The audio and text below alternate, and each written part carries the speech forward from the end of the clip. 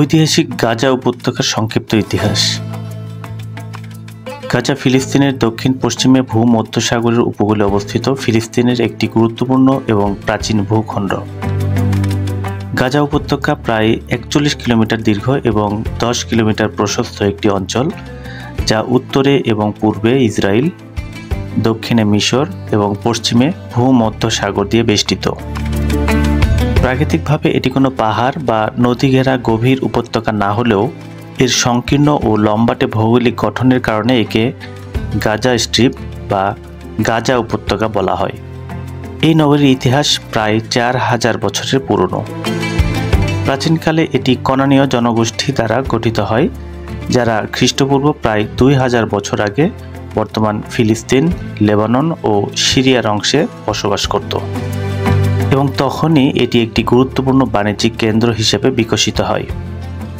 পরবর্তীতে মিশরীয়রা গাজা দখল করে এবং শহরটি মিশর ও লেভান্টের মধ্যে একটি সংযোগকারী পথ হিসেবে ব্যবহৃত হতে থাকে।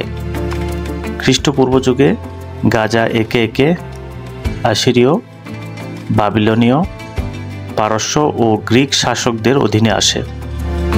খ্রিস্টপূর্ব 332 সালে আলেকজান্ডার দ্য গ্রেট গাজা দখল করে। এরপর শহরটি রোমানরা দখল করে। তারপর 7ম শতকে মুসলমানরা গাজা জয় করে। উমাইয়া ও আব্বাসীয় খেলাফতের আমলে গাজা ছিল ইসলামী শিক্ষা, সংস্কৃতি ও বাণিজ্যের কেন্দ্র। 1300 শতকে মঙ্গোলদের আক্রমণের পর শহরটি ধ্বংসপ্রাপ্ত হয়, কিন্তু মামলুক ও উসমানীয় আমলে এটি আবার পুনরায় গড়ে ওঠে। 1517 থেকে 1917 সাল পর্যন্ত গাজা উসমানীয় সাম্রাজ্যের অন্তর্ভুক্ত ছিল। প্রথম বিশ্বযুদ্ধের পরে ব্রিটিশরা গাজা দখল করে এবং এটি ব্রিটিশ ম্যান্ডেটের অধীনে চলে যায়। 1948 সালে ইসরায়েল রাষ্ট্র প্রতিষ্ঠার পর গাজা মিশরের নিয়ন্ত্রণে আসে। 1967 সালের 6 দিনব্যাপী যুদ্ধে ইসরায়েল গাজা দখল করে। পরবর্তী কয়েক দশক ধরে গাজাবাসী ইসরায়েলি শাসনের বিরুদ্ধে প্রতিরোধ গড়ে তোলে। 1993 সালে নরওয়ের অসলো শহরে ইসরায়েল ও প্যালেস্টাইন লিবারেশন অর্গানাইজেশন (PLO) এর মধ্যে স্বাক্ষরিত শান্তি চুক্তির মাধ্যমে গাজা আংশিকভাবে ফিলিস্তিনি কর্তৃপক্ষের নিয়ন্ত্রণে আসে।